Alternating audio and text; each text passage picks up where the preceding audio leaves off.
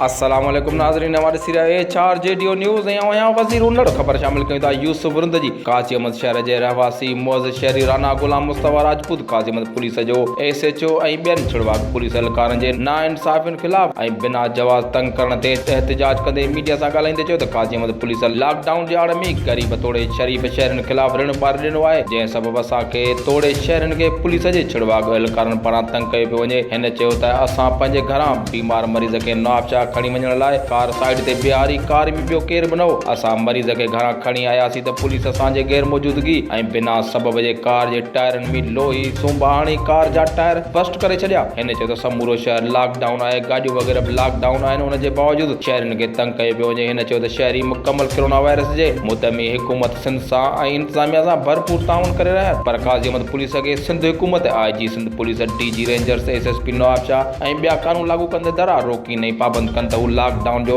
जवाब ॼाणाए कंहिंखे परेशान न कनि ऐं कंहिं शरीफ़ शहरीअ जी तज़लील न कनि। ॿी सूरत में जॾहिं बि लॉकडाउन ख़त्म थियो त काज़ीअहमद पुलिस जे कयल ज़ुल्म ज़ियादतुनि ख़िलाफ़ उन ॾे काज़ीअहमद पुलिस जे SHO ऐं समूरे अमले ख़िलाफ़ एहतिजाज करे धरना आया वेंदा। HRJDO न्यूज़ में फ़िलहाल एतिरो ई। वधीक ख़बरुनि अपडेट्स लाइ ॾिसंदा रहो HRJDO न्यूज़।